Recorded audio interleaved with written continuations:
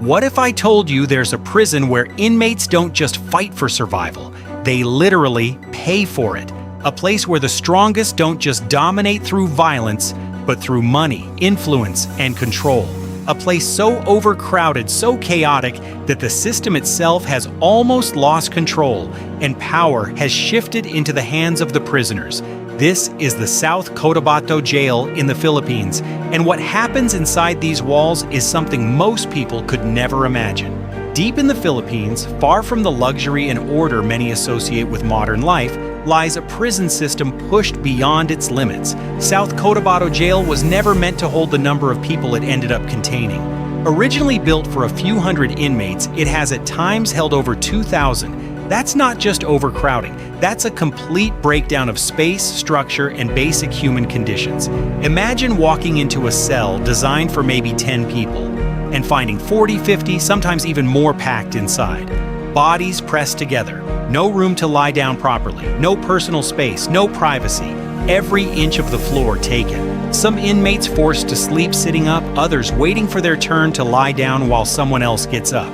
This isn't just uncomfortable, it's survival at its most basic level. And then comes the heat.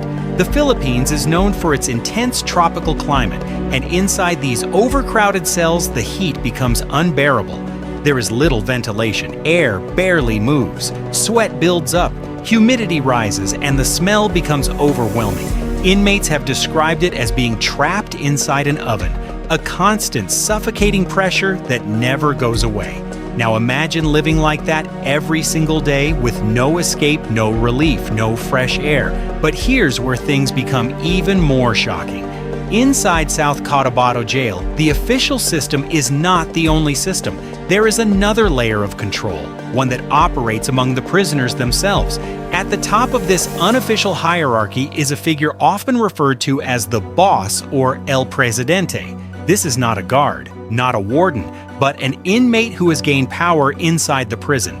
This prisoner controls access to many of the basic necessities of life. Want a better place to sleep? You pay. Want access to cleaner water? You pay. Want protection from other inmates? You pay. Even something as simple as a mat or a slightly less crowded corner can come at a price. Inside this prison, money and connections can mean the difference between relative comfort and absolute misery. Think about that for a moment. You're already locked up, already stripped of your freedom, and yet inside you're forced into another system where survival depends on what you can give.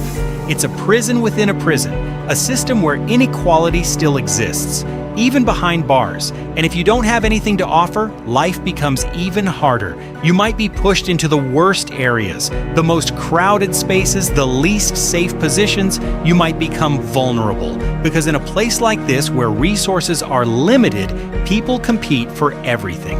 Now let's talk about something that sounds almost unbelievable. At certain points, the number of guards responsible for overseeing this entire facility has been extremely low. Imagine thousands of inmates, watched over by only a handful of officers. In some reports, just a few guards managing entire sections filled with hundreds of prisoners. What does that mean? It means control shifts. It means the official authority becomes weaker, and it means the internal prisoner hierarchy becomes stronger. Because when there aren't enough guards to enforce order, the inmates create their own, and that's when things can become unpredictable. Violence doesn't always need to be constant to be present. Sometimes it exists as tension, as fear, as the understanding that anything could happen at any moment. In an overcrowded environment, small conflicts can escalate quickly. A disagreement over space, over food, over respect. And when there are so many people packed together, there's no escaping those tensions. But overcrowding isn't the only issue. Basic necessities become incredibly limited. Food is distributed, but it's often not enough. Water is available, but not always clean or sufficient. Hygiene becomes a serious problem when hundreds of people share small spaces. Diseases spread easily. Infections, respiratory illnesses, skin conditions, all moving quickly through the population. Medical care is another challenge. With so many inmates and limited resources, not everyone can receive proper treatment. Some conditions go untreated. Some illnesses worsen over time. And in an environment like this, even a small health issue can become serious very quickly. And here's something that makes the situation even more complex. Many of the people inside South Cotabato Jail are not convicted criminals. They are pre-trial detainees. That means they are still waiting for their day in court. Some have been waiting for months, others for years. Think about that. Living in these conditions without even being found guilty yet. Waiting for a system that moves slowly, overwhelmed by the sheer number of cases it has to process. This creates a cycle. More arrests lead to more detainees. More detainees lead to overcrowded prisons. Overcrowded prisons slow everything down even further. One of the biggest factors behind this surge in prison populations was the aggressive anti-drug campaign in the Philippines. Thousands of people were arrested in a short period of time. But the prison system and the courts were not prepared for such numbers. The result was a system pushed beyond its limits, with facilities like South Cotabato Jail taking the brunt of the pressure. But even in a place like this, life doesn't completely stop. Some inmates try to adapt. Some try to find purpose. There have been programs introduced to help prisoners learn skills, continue education, and prepare for life after release. Some inmates study, some participate in workshops, some try to build a future even while surrounded by chaos. It's a strange contrast. On one side, extreme overcrowding, survival, and tension. On the other, small attempts at growth, learning, and change. It shows just how complex life inside prison can be. It's not just one story. It's many stories happening at the same time, but the darker elements are always present. Contraband can still find its way inside.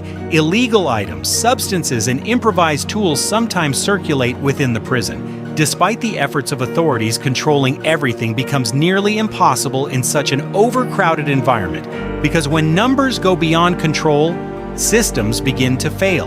And when systems fail, people adapt in their own ways. Every day inside South Cotabato Jail is a test of endurance, a test of patience, a test of mental strength. You wake up surrounded by noise, heat, and movement. You spend your day navigating limited space, limited resources, and constant human contact. There is no true rest, no real privacy, no moment where you are completely alone. Over time, this kind of environment changes people. Some become stronger, some become more resilient, others struggle. The constant pressure can affect the mind just as much as the body. Stress builds up, emotions become harder to control, and in a place where there is no escape, those feelings stay with you every moment. Sleeping is another challenge. With so many people sharing the same space, not everyone can lie down at the same time. Some inmates sleep in shifts. Others find whatever position they can. Comfort doesn't exist. You sleep because you have to, not because you're comfortable. And yet, despite all of this, life continues. Conversations happen, friendships form, conflicts arise. The prison becomes its own world, with its own rules, its own structure, its own reality. In recent years, there have been efforts to reduce overcrowding. Some reports show that the number of inmates has decreased compared to its peak. Conditions have improved slightly. There is more space than before, more control, more organization. But the impact of what happened in the past remains.